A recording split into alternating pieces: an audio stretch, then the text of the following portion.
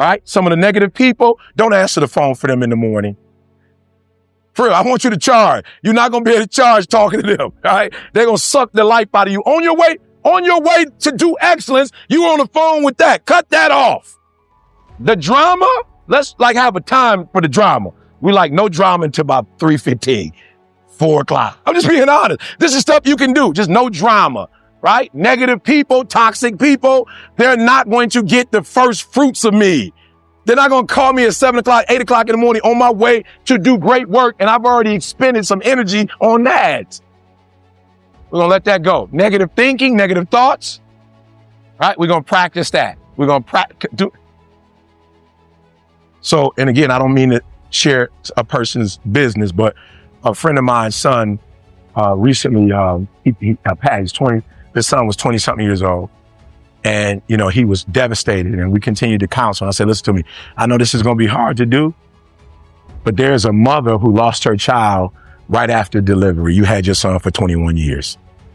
Let's count our blessings. Now, I know it's tough, but you think you got it bad at 21. What about the mother who lost her child in 6 weeks? You got a chance to graduate from elementary school, graduate from middle school, graduate from high school, enlist in the service. You had that opportunity. You had someone come to your door you've had that experience, like your son was buried with dignity. What about my little cousin that was 25 and shot in the back of the head, execution style in the store? I know it's rough, but count your blessings. And so what I'm asking you to do when life in the morning throws you a curve in the afternoon, I'm asking you to stop. I'm asking you to retrain your mind. I'm asking you to be mature and think of, I could have said, my wife's got MS. This is the death of me. I got up that morning and walked and said, you must be doing something phenomenal. I don't know what it is right now, but I know it's something phenomenal. You know what it was? My wife had a plan to retire in about 17, 18 years. And what that did was she retired. She's smelling roses like she never smelled roses before. Life is so much meaningful. When she talk about walk, she gets up in the morning like, I can walk. What most people take for granted because it will mess with your brain and your 7 legions on her brain, none on her spinal cord. But if it was on her spinal cord, that connection between the brain and spine. So when you move your arm, it won't necessarily move. And that doesn't happen. So when she wakes up and she can move her arm, she like, oh, look, my arm. Like most of you get up like the arm, you don't even know you got an arm. You don't even know. You just went through the whole day. You've used your arm. You didn't know you had it. But when you were diagnosed with MS and you can walk, you can open your mouth and the words come out. You can remember things. That's a different appreciation. And so now we have a marriage ministry. Now we have a church and we're building a church. Right? We're building a church. I'm building a house of worship. I could put that on my resume. What are the things you've accomplished? Spoke. Air Force. I'm building a house. Look, like this is big stuff. Like I'm way past the NFL. You did NFL, NBA. I'm like, girl, that was years ago. NFL? You still on that? The NBA? Come on. I spoke to people that changed the world. I'm building a house of prayer and a place of healing. I'm on something different.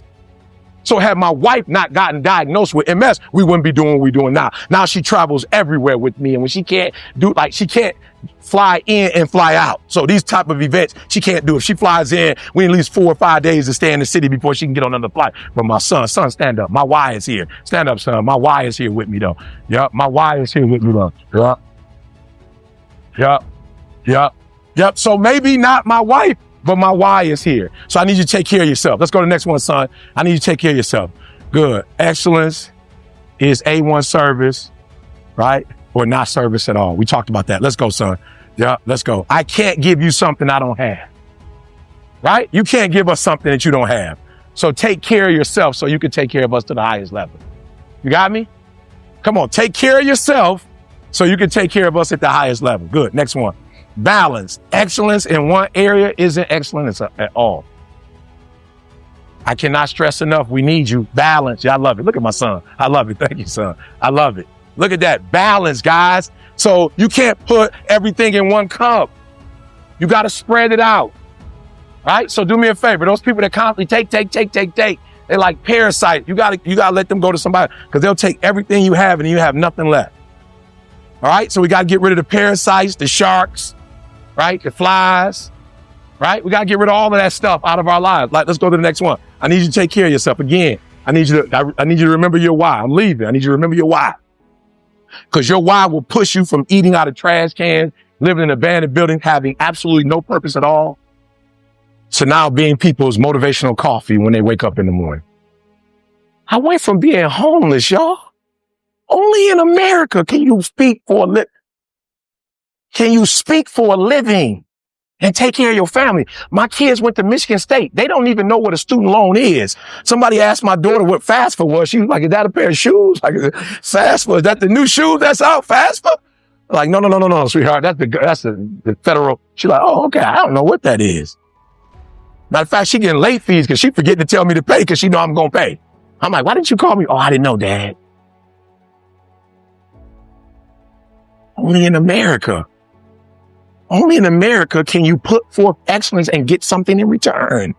There are other countries, I don't care how hard you work in that third world country, there is no reward. And so we have an opportunity of a lifetime. And people say, E.T., how can you talk about America's a great country? Don't you see what's going on? It's problems everywhere, but what a place to live. That I put in my work and I'm getting the rewards. That I put in the work and my kids are getting the rewards. I told you, my father dropped out. My grandfather, I graduated from Michigan State University and I watched my son walk on the same stage twice when he graduated from high school and when he graduated from Michigan State. Now my daughter's about to walk across that stage. Legacy. Only in America can you create a legacy. And not only are we creating legacies, you are preserving that legacy. You make it possible for Eric Thomas to speak all over the world. Now, you know, I'm just ignorant. I just love us so much in America. Like, I'm all over the world in America speaking. I just me and my wife. I don't have no bodyguards. I'm like, I'm in America. I'm good. Somebody called me yesterday, like, Dubai, we want you to speak. The government wants you to speak in Dubai. I called my boy, like, make sure it's safe over there. I don't know. You know what I'm saying? I was like, how do I know that, that I need to go over there? He was like, don't worry about it. It's a system and we'll go through and we'll punch some numbers in. And he hit me back and was like, it's safe. I was like, all right, I'm taking your word for it. I'm being honest.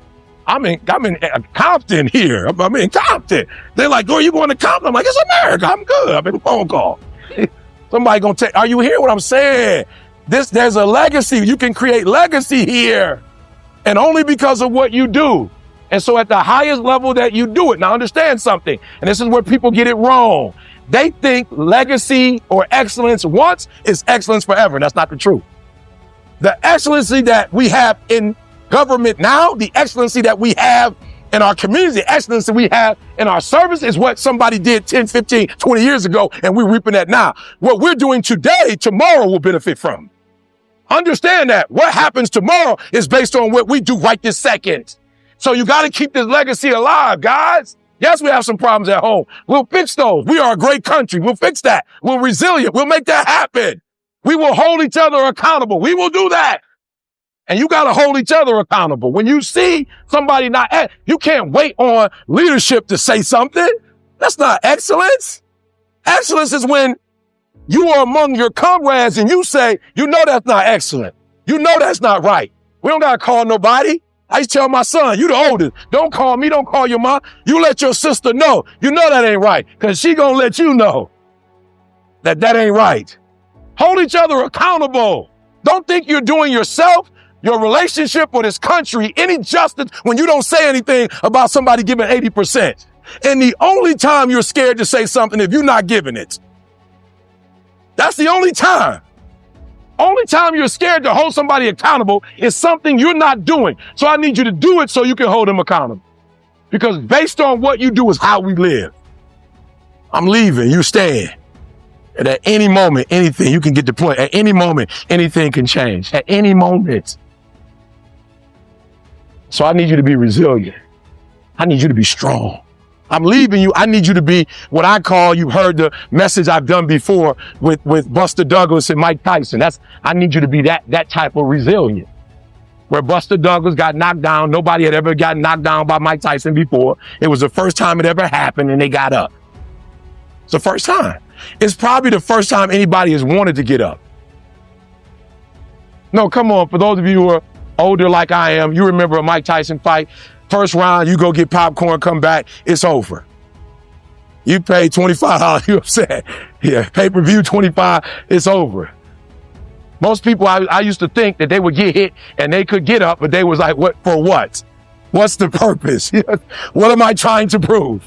I just made $2 million and I can walk home. Nobody's ever wanted to get up. Buster Douglas was the first one that ever got knocked down by Mike Tyson and got back up and won. And when asked how,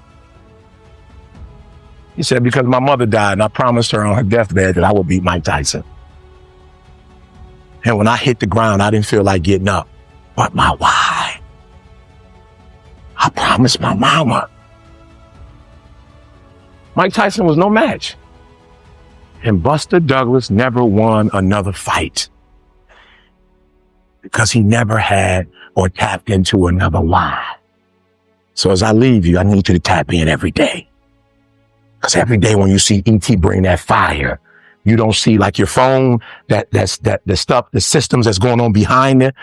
You don't see that. And it's my wife, and I don't never want her to go back to work again. Because we understand the stress of MS. And I remember her fighting me to quit her job. And then I remember us walking on the beach one day and she said, can you do me a favor? I said, what, sweetheart? She said, can you make sure I never have to go back to work? And so when I stand up here, I stand up with that power knowing E.T., don't make her go back to work. E.T., your son and daughter work. Don't make them go back to, make sure you create that life for them. So when you get out of here, every day, that motto, I need to become your life. Not 90%, not E.T., it's not fair. I'm giving 99.8. That's not what you committed to. You committed to 120. 100 is you do exactly what they tell you to do. 120 is you do exactly what they tell you to do. And then you do the stuff that you know that you got in you because they don't even know what's inside of you. They know what they want you to do, but there's still some more inside of you that they don't even know about. And I need that every single day. Beautiful. I had a young lady come to me the other day and she wanted to be a nurse. And so we was kind of walking through it. And I was like, what do you have? She told me. I was like, what do you have? She's like, well, I just left school. I end up, getting pregnant. So I just ended up leaving and I want to go back, but I don't want to ever. And she was just like, okay. I was like, well, what are you doing? And she's like, well, I'm looking for a mentor. I was like, oh, great. My wife's a registered nurse. You go to church, my wife go to church. Like, if I, I'm saying? Like, if I were you, I would start asking her questions because everything you're trying to do, she's already done that. Right? So the one thing she could do is eliminate all ignorance.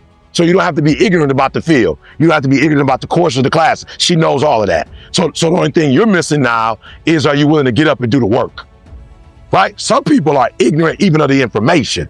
Then she told me she's at Michigan State. I was like, oh, we're going to have to do some homework there. I'm going to have to help you because at Michigan State, you pretty much, if I'm not mistaken, you need about a 3-point, I don't know, somebody help me out. Last time I was here, you need like a 3.7, 3.6, 3.7 to get into college of nursing. Is it still the same, Murray? So I mean, pretty much you all A's, like 1B, right? So we got to make sure in terms of your grades, or you might have to go somewhere else and try to, you understand what I'm saying? But I can be realistic. Once I see your grades, I can be realistic, say, oh, you got 2 C's, you probably ain't gonna make it at Michigan State.